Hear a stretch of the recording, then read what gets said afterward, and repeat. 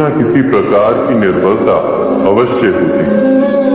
जैसे कोई बहुत तेजी से दौड़ नहीं पाता तो कोई अधिक भार नहीं उठा पाता, कोई असाध्य रोग से पीड़ित रहता है तो कोई पढ़े हुए पाठों को स्मरण में नहीं रख पाता। ऐसे अनेकों उदाहरण और भी हैं। क्या आप किसी ऐसे व्यक्ति को जानते हैं जिसे सब कुछ प्राप्त हो और हम जीवन की उस एक निर्बलता को जीवन का केंद्र मानकर जीते हैं? इस कारणवश हृदय में दुख और असंतोष रहता है सदा। निर्बलता मनुष्य को जन्म से अथवा संजोग से प्राप्त होती है, किंतु उस निर्बलता को मनुष्य का मन अपनी मर्यादा बना लेता है। किंतु कुछ व्यक्ति ऐसे भी होते हैं जो अपने पुरुषार्थ और श्रम से उस निर्बलता को पराजित कर देते हैं। क्या भेद है उनमें और अन्य लोगों में? क्या आपने कभी विचार किया? सरल सा उत्तर है इसका। जो व्यक्ति निर्बलता से पराजित नहीं होता, जो पुरुषार्थ करने का साहस रखता है हृदय में, वो निर्बलता को पार कर जाता है। अर्थात निर्बलता अवश्य ईश्वर देता है, किंतु मर्यादा मनुष्य का मन ही निर्मित करता है। स्वयं विचार कीजिए।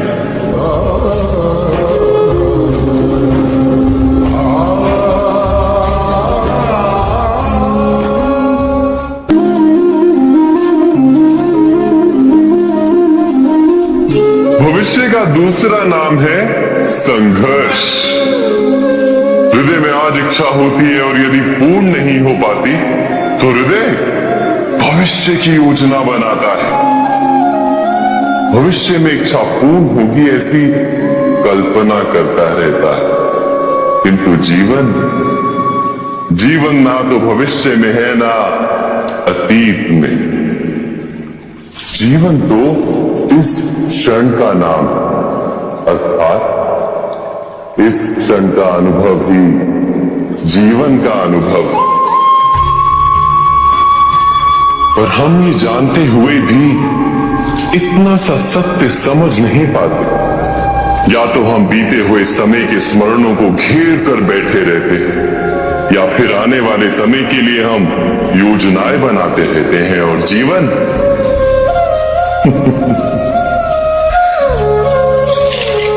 जीवन बीत जाता है।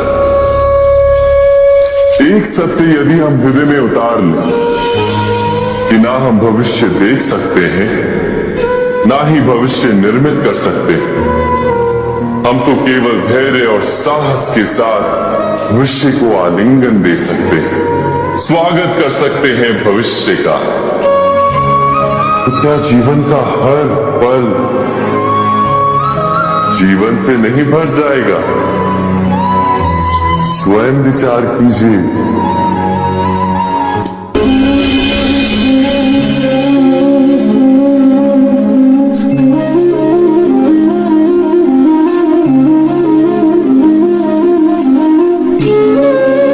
ज्ञान प्राप्ति सदा ही समर्पण से होती है, ये हम सब जानते हैं।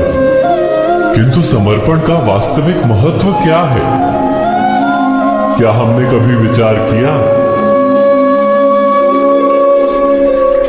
मनुष्य का मन सदा ही ज्ञान प्राप्ति में विभिन्न बाधाओं को उत्पन्न करता है। कभी किसी अन्य विद्यार्थी से ईर्ष्या हो जाती है, कभी पढ़ाए हुए पाठों पर संदेह जमता है, और कभी गुरु द्वारा दिया गया दंड मन को अहंकार से भर देता है। नहीं, क्या ऐसा नहीं होता? न जाने कैसे कैसे विचार मन को भटकाते हैं, और मन की इसी अयोग्य स्थिति के कारण हम ज्ञान प्राप्त नहीं कर पाते। मन की योग्य स्थिति केवल समर्पण से निर्मित होती है। समर्पण मनुष्य के अहंकार का नाश करता है। ईर्ष्या, महत्वाकांक्षा आदि भावनाओं को दूर कर हृदय को शांत करता है और मन को एकाग्र करता है। वास्तव में ईश्वर की सृष्टि में ना ज्ञान की मर्यादा है ना ज्ञानियों की। गुरु दत्तात्रेय ने तो गाय और श्वान से भी ज्ञान प्राप्त कर लिया था। अर्थात विषय ब्रह्म ज्ञान का हो या जीवन के ज्ञान का या गुरुकुल में प्राप्त होने वाले ज्ञान का, उसकी प्राप्ति के लिए गुरु से अधिक महत्व है उस गुरु के प्रति हमारा समर्पण। क्या ये सत्य नहीं?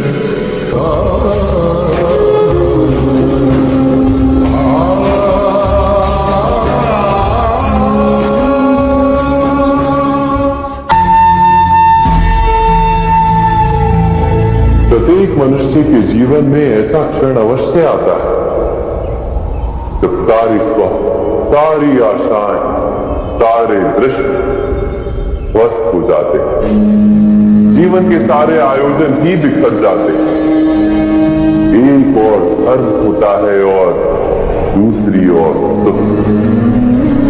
इसी को धर्म संकट कहते हैं। जब धर्म का वहन ही संकट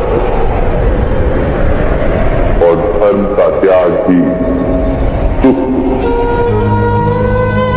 विचार कीजिए, कभी किसी स्वजन के विरुद्ध सत्य बोलने का अवसर प्राप्त हो जाता है, कभी ठीक दरिद्रता के समय सरलता से चोरी करने का मार्ग प्राप्त हो जाता है, कभी किसी शक्तिशाली राजनेता या राजा के कर्मचारी का अधर्म प्रकट हो जाता है।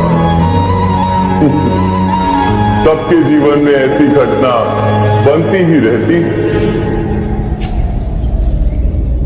अधिकतर लोग ऐसे किसी क्षण को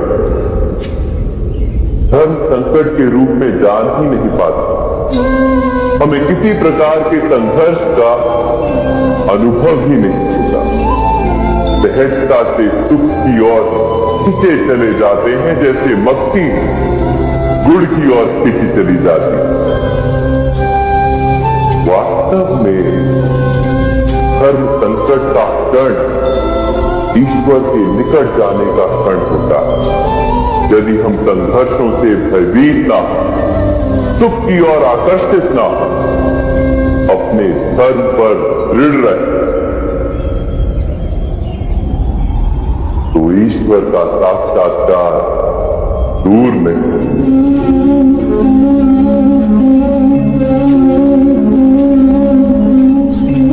पवन से युद्ध करने वाला पत्ता यदि पेड़ से गिरता है तो भी आकाश की ओर उठता है। पवन से झुकने वाली घास वही भूमि पर रह जाती है। अर्थात धर्म संकट से यदि हम संकट को ही टाल दें, सुख तो मिलता है, जीवन बढ़ता है, किंतु क्या चरित्र नहीं टूटता? क्या आत्मा दरिद्र नहीं हो जाती? क्या ईश्वर से अंतर नहीं हो जाता? स्वयं विचार कीजिए। दो व्यक्ति जब निकट आते हैं तो एक दूसरे के लिए सीमाएं और मर्यादाएं निर्मित करने का प्रयत्न अवश्य करें। हम यदि सारे संबंधों पर विचार करें तो देखेंगे इन सारे संबंधों का आधार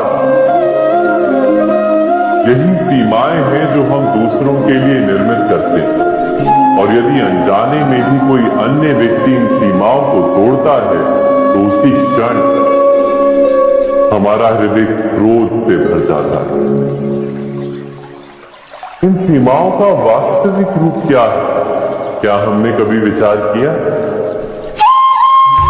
सीमाओं के द्वारा हम दूसरे व्यक्ति को निर्णय करने की अनुमति नहीं देते, अपना निर्णय उस व्यक्ति पर थोप देते। अर्थात किसी की स्वतंत्रता का अस्वीकार करते हैं। और जब स्वतंत्रता का अस्वीकार किया जाता है तो उसका हृदय दुख से भर जाता है, और जब वो सीमाओं को तोड़ता है तो हमारा हृदय क्रोध से भर जाता है। क्या ऐसा नहीं होता?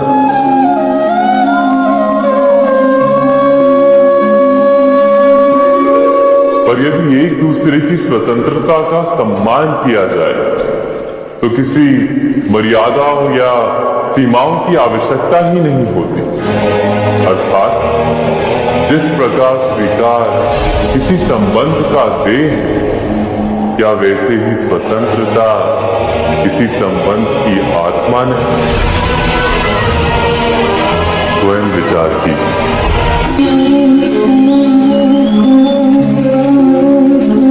सबके जीवन में ऐसा प्रसंग अवश्य आता है कि सत्य कहने का निश्चय होता है हृदय में, किंतु मुख से सत्य निकल नहीं पाता।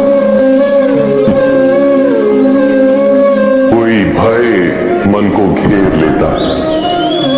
किसी घटना अथवा प्रसंग के बारे में बात करना या फिर स्वयं से कोई भूल हो जाए उसके बारे में कुछ बोलना, क्या ये सत्य है? नहीं, ये तो केवल तथ्य है।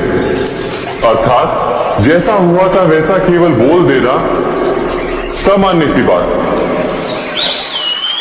किंतु कभी कभी उस तथ्य को बोलते हुए भी भय लगता है।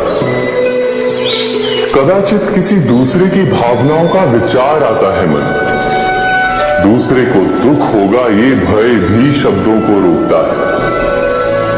तो ये सत्य क्या है? क्या हमने कभी विचार किया है? जब भय रहते हुए भी कोई तथ्य बोलता है तो वो सत्य कहलाता है। वास्तव में सत्य कुछ और नहीं, केवल निर्भयता का दूसरा नाम। और निर्भय होने का कोई समय नहीं होता, क्योंकि निर्भयता आत्मा का स्वभाव है। अर्थात क्या प्रत्येक क्षण सत्य बोलने का क्षण नहीं होता?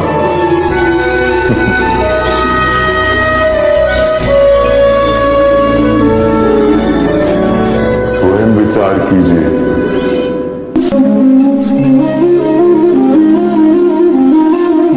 श्रेष्ठता का क्या अर्थ है?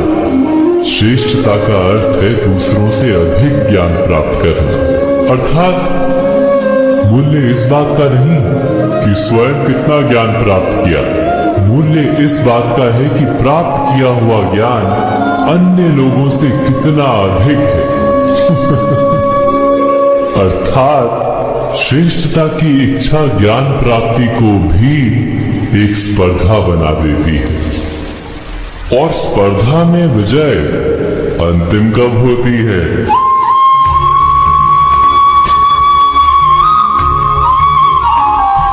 कुछ समय के लिए तो श्रेष्ठ बना जा सकता है, किंतु सदा के लिए कोई श्रेष्ठ नहीं रह पाता।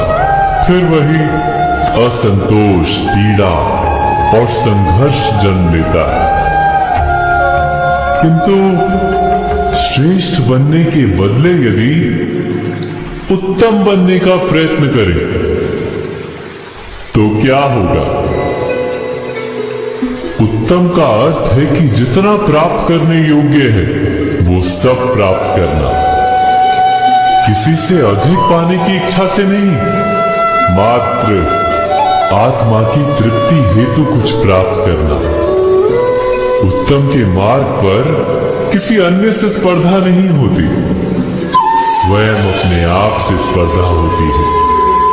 अर्थात उत्तम बनने का प्रयत्न करने वाले को देर अबेर सारा ज्ञान प्राप्त हो जाता है, बिना प्रयत्न के ही वो श्रेष्ठ बन जाता है।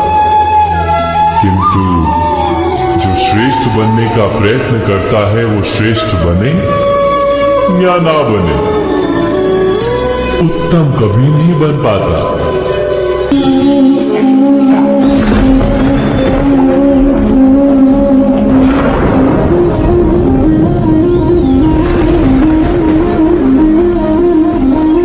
सपनों और पूर्वाभासों के आधार पर हम भविष्य के सुख दुख की कल्पना करते हैं। भविष्य के दुख का कारण दूर करने के लिए हम आज योजना बनाते हैं, किंतु कल के संकट को आज निर्मूल करने से हमें लाभ मिलता है या हानि पहुंचती है, ये प्रश्न हम कभी नहीं करते। सत्य तो ये है कि संकट और उसका निवारण सात जन से, व्यक्ति के लिए भी और सृष्टि के लिए भी। नहीं, आप अपने भूतकाल का स्मरण कीजिए, इतिहास को देखिए, आप तुरंत ही ये जान पाएंगे कि जब जब संकट आता है तब तब उसका निवारण करने वाली शक्ति भी जन्म लेती है। यही तो जगत का चलन है। वस्तुतः संकट ही शक्ति के जन्म का कारण है। प्रत्येक व्यक्ति जब संकट से निकलता है तो एक पद आगे बढ़ा होता है, अधिक चमकता है, आत्मविश्वास से अधिक भरा होता है, न केवल अपने लिए अपितु विश्व के लिए भी। क्या ये सत्य नहीं? वास्तव में संकट का जन्म है एक अवसर का जन्म, अपने आप को बदलने का, अपने विचारों को ऊंचाई पर करने का अवसर, अपनी आत्मा को बलवान और ज्ञान मंडित बनाने का। जो ये कर पाता है उसे कोई संकट नहीं होता, किंतु जो ये नहीं कर पाता वो तो स्वयं एक संकट है विश्व के लिए। विचार कीजिए।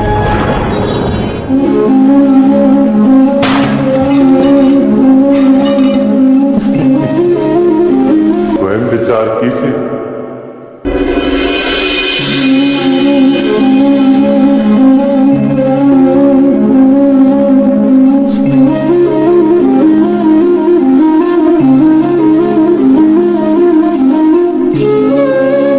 जीवन का हर क्षण निर्णय का क्षण होता है। प्रत्येक पद पर दूसरे पद के विषय में कोई निर्णय करना ही पड़ता है और निर्णय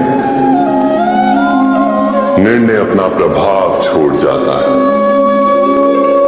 आज किए गए निर्णय भविष्य में सुख अथवा दुख निर्मित करते हैं, ना केवल अपने लिए, अपने परिवार के लिए, आने वाली पीढ़ियों के लिए।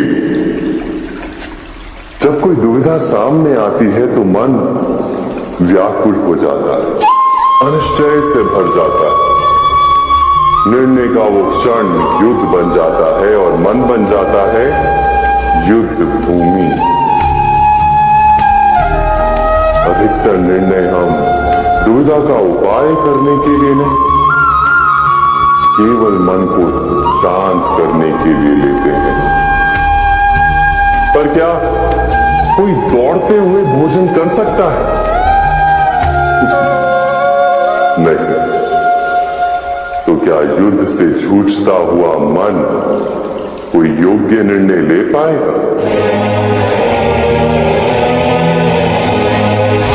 वास्तव में शांत मन से जब कोई निर्णय करता है तो अपने लिए सुखद भविष्य बनाता है, किंतु अपने मन को शांत करने के लिए जब कोई निर्णय करता है तो वो व्यक्ति भविष्य में अपने लिए कांटों भरा वृक्ष लगाता है।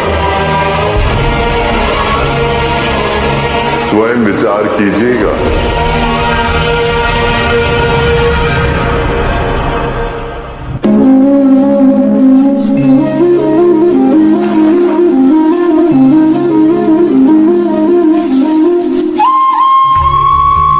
जीवन में आने वाले संघर्षों के लिए जब मनुष्य स्वयं को योग्य नहीं मानता जब उसे अपने ही बल पर विश्वास नहीं रहता, तब वो सद्गुणों को त्याग कर दुर्गुणों को अपनाता है। वस्तुतः मनुष्य के जीवन में दुर्जनता जन्म ही तब लेती है जब उसके अंतर में आत्मविश्वास नहीं होता। आत्मविश्वास ही अच्छाई को धारण करता है। ये आत्मविश्वास है क्या?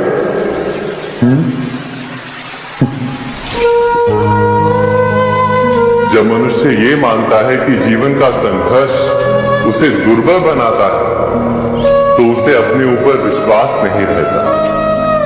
वो संघर्ष के पार जाने के बदले संघर्ष से छूटने के उपाय ढूंढने लगता है। किंतु जब वो ये समझता है कि ये संघर्ष उसे अधिक शक्तिशाली बना दे, ठीक जैसे व्यायाम करने से देह की शक्ति बढ़ती है, तो प्रत्येक संघर्ष के साथ उसका उत्साह बढ़ता है। अर्थात आत्मविश्वास और कुछ भी नहीं, मन की स्थिति, जीवन को देखने का दृष्टिकोण मात्र है। और जीवन का दृष्टिकोण तो मनुष्य के अपने वश में होता है। स्वयं विचार कीजिए।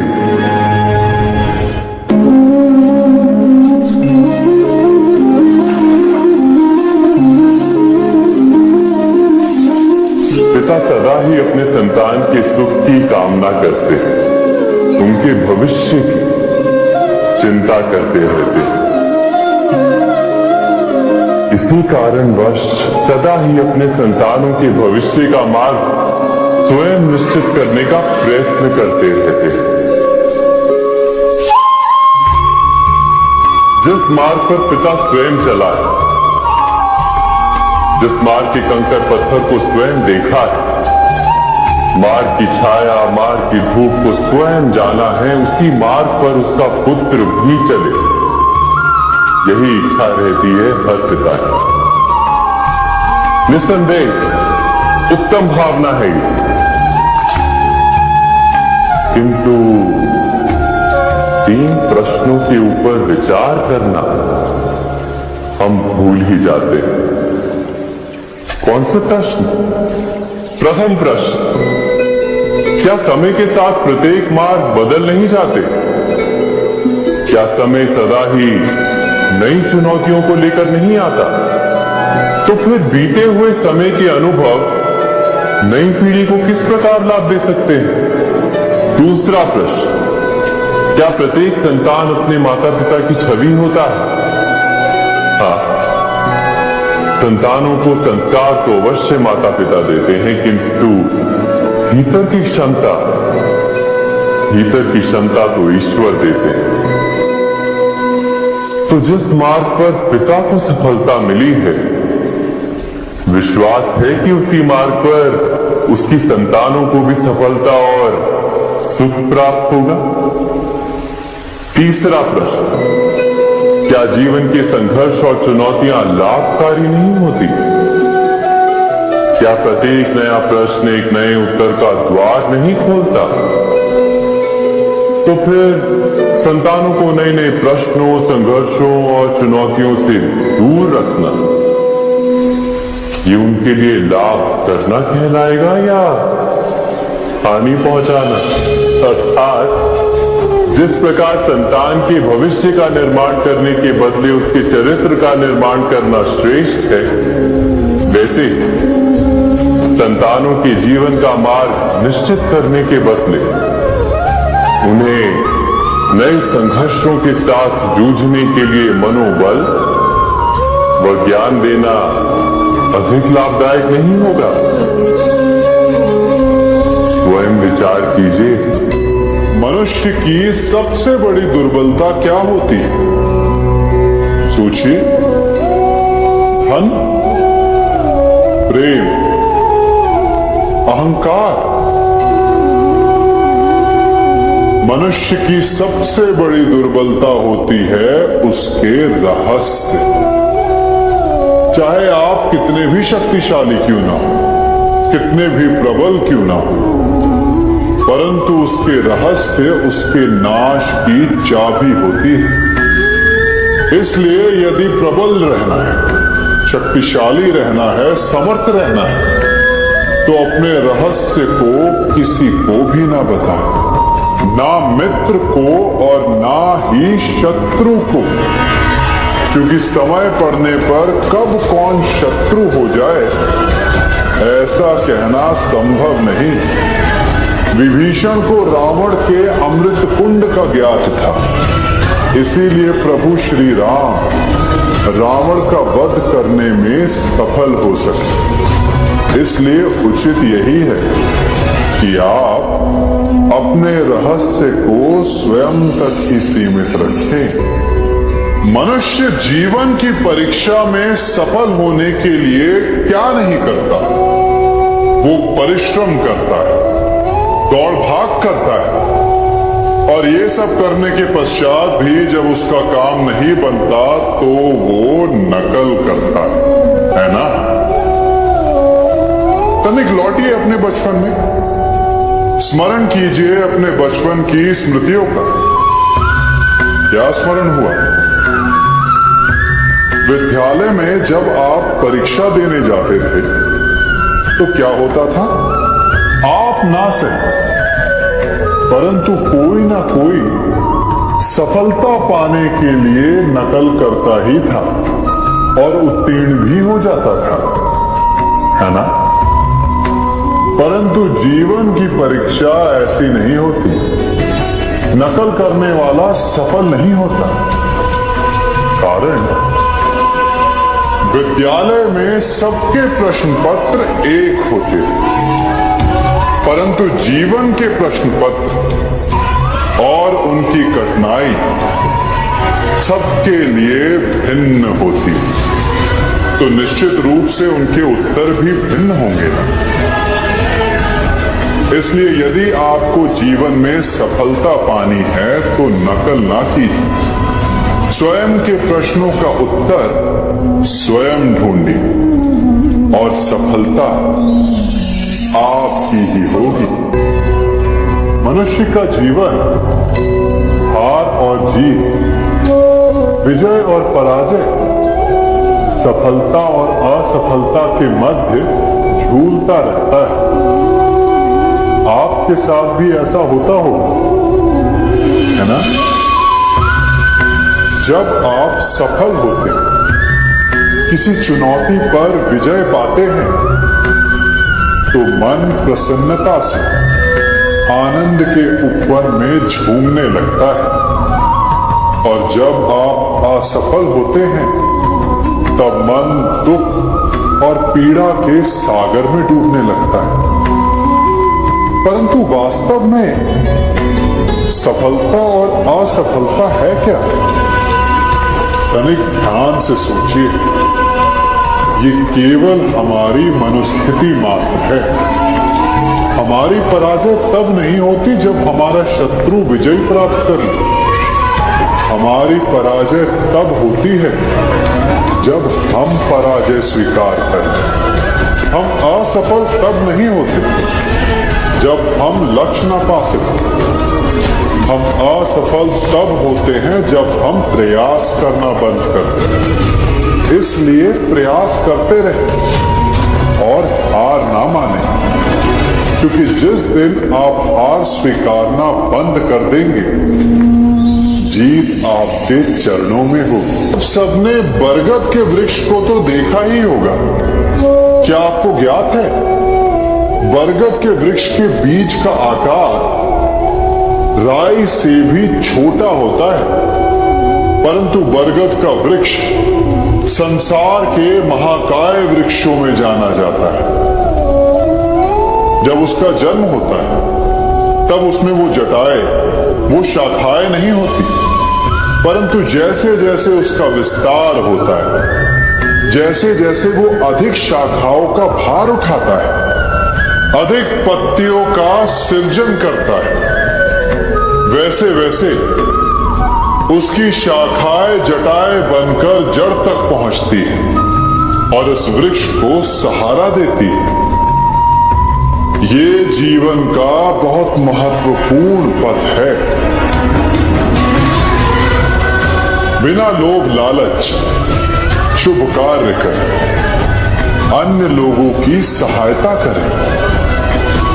धीरे धीरे आपने जिनकी सहायता की वो आपके सहायक बनते जाएं, आपकी जड़ों को और बलशाली बनाएंगे, आयु मान और आकार बढ़ाएंगे। सहजीवन, सहायता और निष्काम कर्म आपको मृत्यु के पश्चात भी मरने नहीं देगा, आपको अमर रखेगा। हमारा शरीर प्रकृति का एक महान आविष्कार है। इससे जटिल संरचना संसार में और कोई नहीं। हमारा शरीर जितना जटिल है, यदि इसे ठीक से जाना जाए तो इससे अधिक सरल ज्ञान देने वाला और कोई नहीं। हमारे शरीर में पंच इंद्रियां होती हैं जो हमें भाव, गुण और वस्तुओं का बोध कराती हैं। हमारे पास आंखें, नाक, स्पर्श के लिए त्वचा, कान और जीभा है। सबका भिन्न भिन्न कार्य है। आंखों से देखना, कानों से सुनना, नथनों से श्वास लेना, त्वचा से स्पर्श करना और जीभा से स्वाद लेना।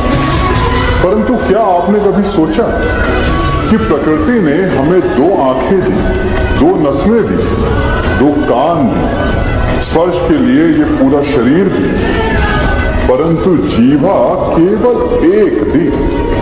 ऐसा क्यों?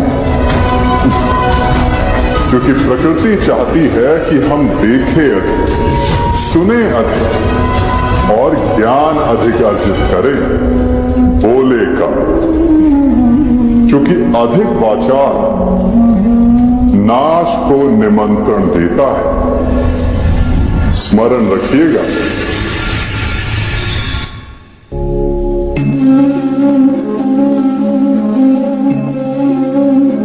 ये सदा यही कहते आए कि यदि आगे बढ़ना है तो अपनों का साथ दो। सत्य कहते हैं अपनों का साथ देना ही चाहिए, परंतु साथ देने से पूर्व ये अवश्य पहचान लेना चाहिए कि अपने हैं कौन।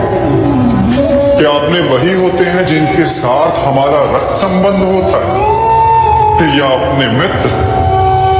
अपने वो होते जो हमें सद्कार्य के लिए प्रेरित करें, हमें आगे बढ़ाएं, हमारा साथ दें।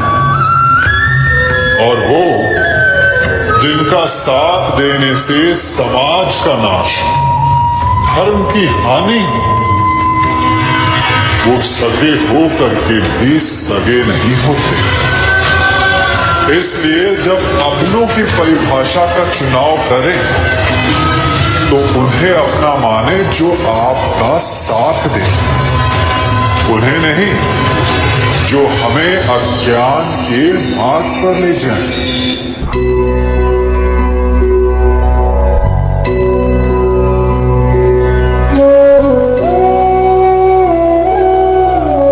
आप जिनसे प्रेम करते हैं सदा उनके समीप रहना चाहते हैं, नहीं चाहते कि कभी अपनों से दूर होना पड़े, बिछड़ना पड़े।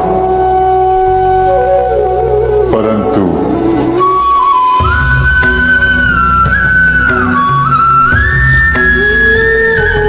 एक समय के पश्चात अपनों से दूर हो जाना उन्नति के लिए आवश्यक है। आप माता पिता हैं।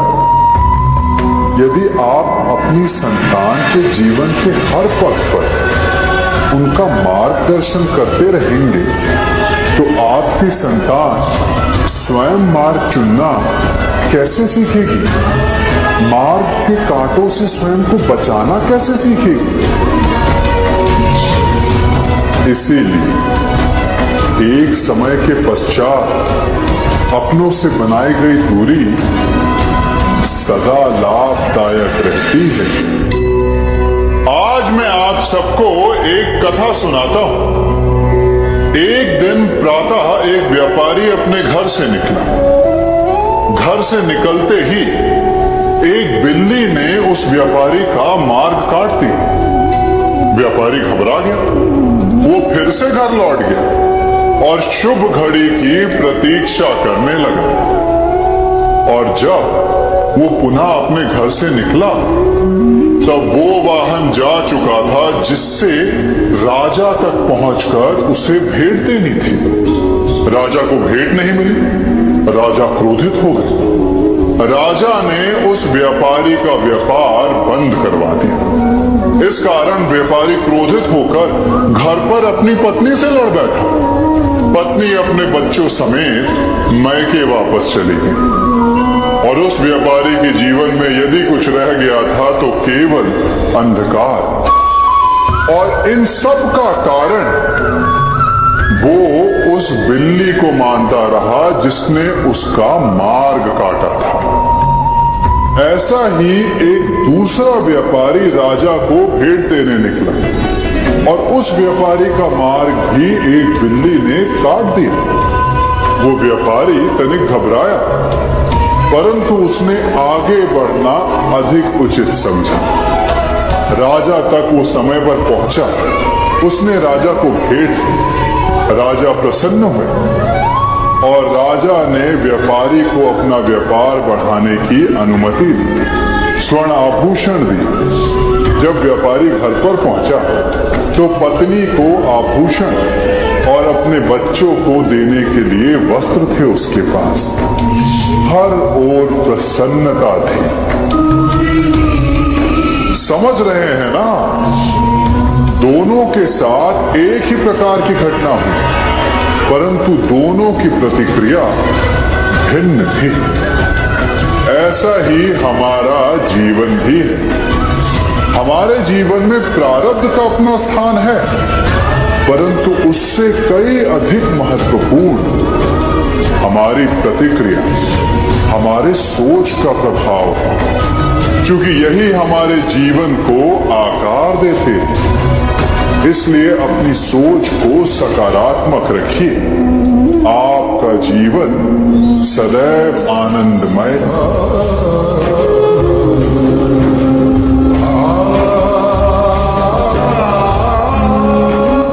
हम सभी अपने जीवन में कोई ना कोई कार्य करते हैं।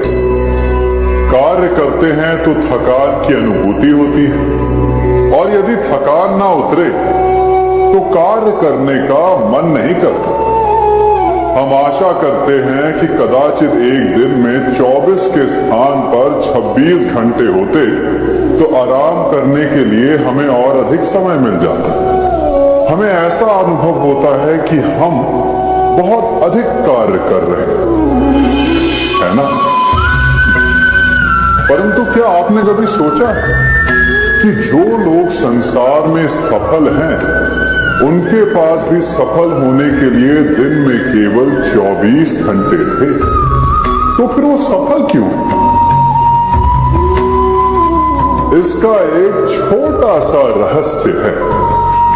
वो कार्य चुनते जो उन्हें प्रिय, जिसे करने में उन्हें आनंद आता है।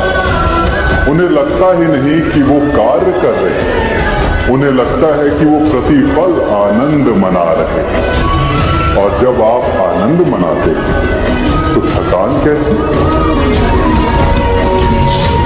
इसलिए यदि आप जीवन में कोई भी कार्य करें तो वो आपके मन को भाना चाहिए, या जो कार्य आप कर रहे हैं उसे अपने मन को भा देने। सफलता आपको मिलेगी। कभी सोचा है हमारा जीवन भी उस रेत की घड़ी की भांति है? जो रेत नीचे गिर चुकी है वो हमारा अतीत, जो अब भी ऊपर है वो हमारा आने वाला भविष्य है और वर्तमान ये संकुचित स्थल है जहां से धीरे धीरे करके रेत गिर रही है। अर्थात हमारे पास जीने के लिए यही एक क्षण है। उसका उपयोग कैसे करना है ये हम पर निर्भर करता है। जो बीत गया उसका दुख मनाना है या जो भविष्य में होने वाला है उसकी प्रतीक्षा में क्रोध करना है। सब कुछ करने के लिए यही एक क्षण है। प्रसन्न रहना है तो उसके लिए भी यही एक पल है। प्रतीक्षा करते रहोगे तो ये पल भी भूतकाल में बदल जाएगा। इसलिए आनंद के लिए, परोपकार के लिए प्रतीक्षा ना कीजिए। आपके पास जो पल है उनका भरपूर सदुपयोग कीजिए, क्योंकि इस घड़ी को पलटकर आप फिर से समय अवश्य गिन सकते हैं, परंतु अपना बीता हुआ समय आप वापस नहीं लौटा पाए। मनुष्य भी बड़ा विचित्र प्राणी है। अपनों से नीचे के स्तर के लोगों को वो हे दृष्टि से देखता है, उनका उपहास उड़ाता है, उनसे बार बार कहता है कि तुम्हारा कुछ नहीं हो सकता, तुम भविष्य में कुछ नहीं कर पाओगे।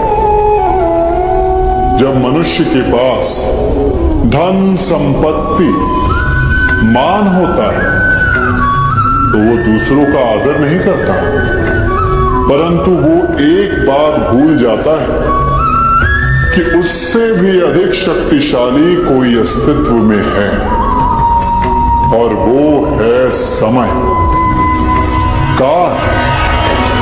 काल अपना चक्र कब बदलेगा ये कोई नहीं जानता। समय अपनी करवट कब लेगा ये कोई नहीं जानता। कोयला भी समय के साथ साथ हीरे में परिवर्तित हो जाता है। इसलिए जीवन में कभी भी किसी का भी उपहास नहीं उड़ाना चाहिए।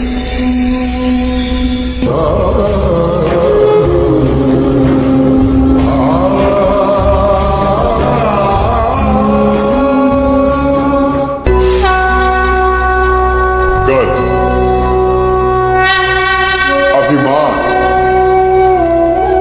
और अहंकार, ये तीनों सुनने में एक जैसे लगते हैं, परंतु तीनों का अर्थ भिन्न होता है और परिणाम भी। तीनों का आरंभ प्रेम से होता है, स्वयं से प्रेम। परिश्रम हमारे मन में गर्व को जन्म देता है और सफलता अभिमान जगाती है। यहां तक ठीक है, परंतु जब ये भावना अहंकार बन जाती है तब वो समस्या बन जाती है, क्योंकि सबसे बुरा अंत अहंकारी का ही होता है। परंतु मनुष्य के लिए पहेली यही है कि पहचाना कैसे जाए कि अहंकार जग गया और उसका दमन आवश्यक है। इसका उत्तर मैं नहीं, आपका मन देगा।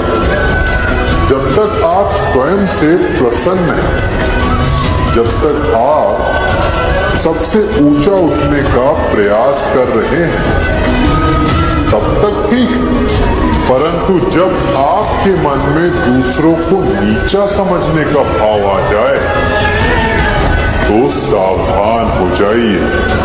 क्योंकि यही अहंकार है जो वास्तव में आपको हीन कर रहा है।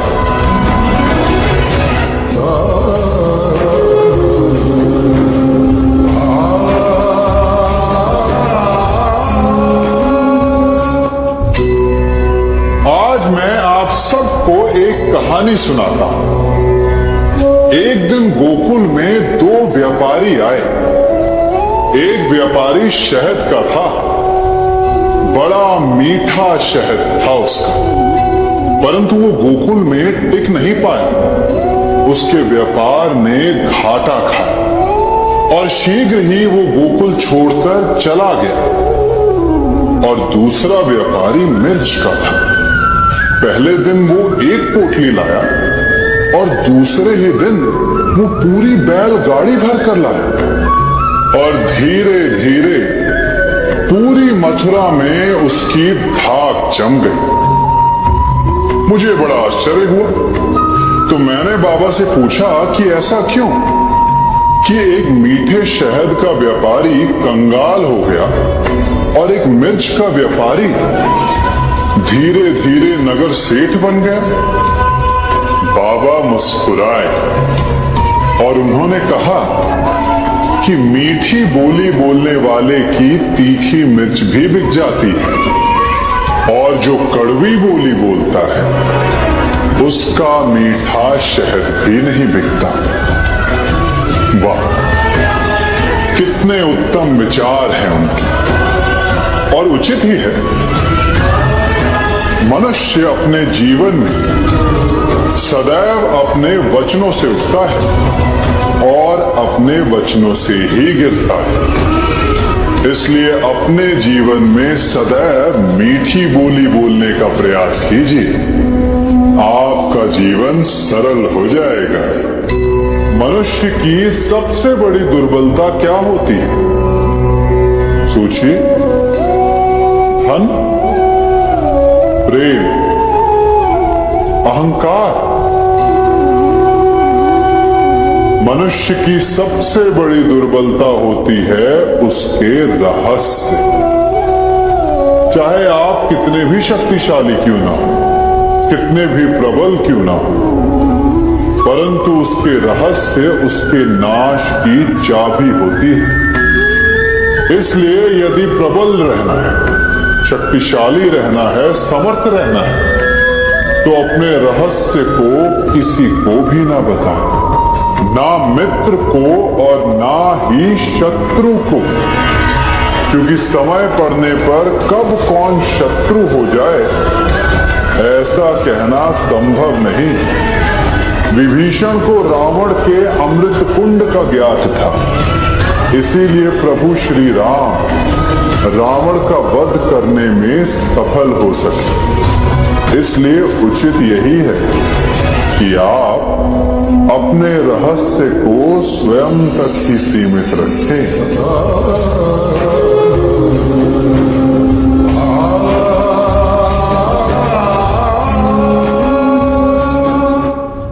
युवा अवस्था भी हमारे जीवन का कितना सुंदर काल होता है ना। बाहु में बल, मन में कुछ बड़ा कर जाने की चाह, आंखों में भविष्य के सुंदर और कोमल सपने। और इसी अवस्था में मनुष्य के भीतर पनपता है प्रेम। किसी को देखकर उस पर मन मोहित हो जाता है और फिर मनुष्य अपना सब कुछ उस पर न्यौछावर कर देना चाहता है। फिर प्रेम की परिणति होती है विवाह में। क्यों? सबको अपने खट्टे मीठे संस्मरण स्मरण हुआ है ना, परंतु यहीं से अधिकतर माता पिता और संतान के मध्य विचारों का विरोध प्रारंभ हो जाता है।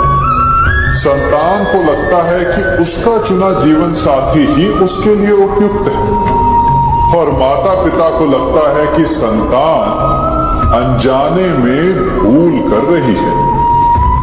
संतान का तर्क होता है कि उसे विवाह किससे करना है, ये उसका अधिकार है। और माता पिता का तर्क ये होता है कि अब भी जीवन साथी चुनने की समझ संतान में है ही नहीं। तो इस अवरोध को काटा कैसे जाए, उचित निर्णय कैसे लिया जाए?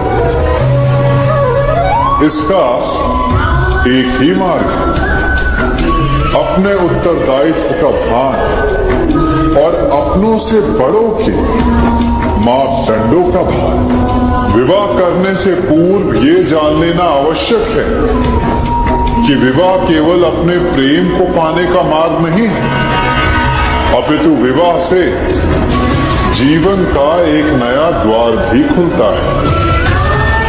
और हर नए जीवन के साथ नए उत्तरदायित्व भी होते हैं। और यदि इन उत्तरदायित्वों को समझकर निर्णय लिया जाए तो विश्वास कीजिए, आपका दाम्पत्य जीवन आनंद से भरा रहेगा और आपको कभी ये पछतावा नहीं होगा कि आपने कोई अनुचित निर्णय लिया। सागर का जल वाष्प बनकर उड़ता है, तब वो हमें दिखाई नहीं देता। मेघ उस जल को अपने भीतर छिपा लेते हैं, लंबी यात्रा करते हैं, प्रयास करते हैं कि वो जल सदा उनके भीतर छिपा रहे। परंतु जब वायु का वेग उन्हें उड़ाकर किसी पर्वत से ले जाकर के टकरा देता है, तब उन मेघों को बरसना ही पड़ता है, क्योंकि यही नियति है, यही प्रकृति है। क्योंकि जल को सागर में जाकर मिलना ही है। ठीक ऐसा ही हमारे साथ भी होता है। हम सत्य अपने मन के मेघों में चाहे जितना छिपाने का प्रयास कर ले, परंतु समय की आंधी उसे वास्तविकता के पर्वत से ले जाकर के टकराकर हमारे समक्ष ले ही आती है।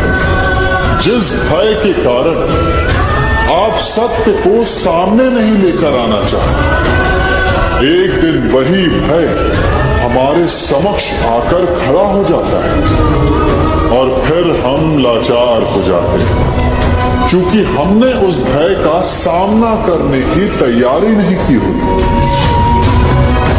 इसलिए सत्य से भागे नहीं, उसे छिपाए भी नहीं, उसे स्वीकार करें। भविष्य की बड़ी विपत्ति से बच जाएंगे।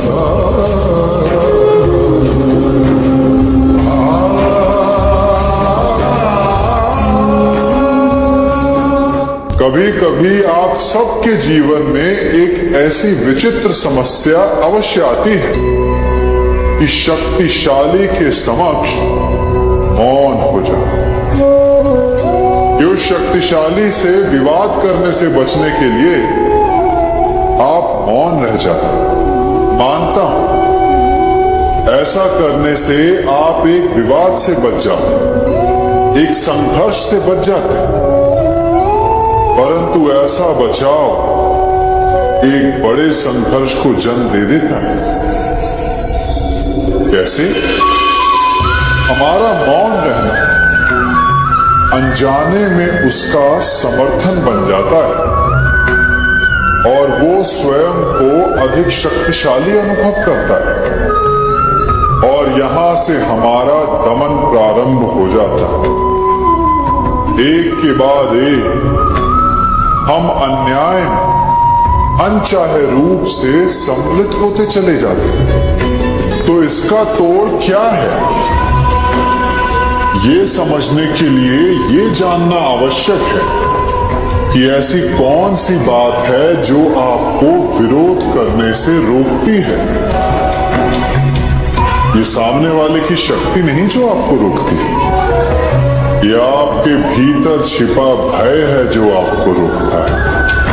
हाँ, कभी कभी भय आपकी सुरक्षा अवश्य कर सकता है, परंतु साथ साथ ये भी जानना आवश्यक है कि ये भय ही है जो आपको मौन भी रखता है। इसलिए अपने मन से भय को निकालिए और खुलकर अनीति का, अन्याय का विरोध कीजिए और फिर देखिएगा आपका मन कितना मुक्त, कितना हल्का अनुभव करेगा।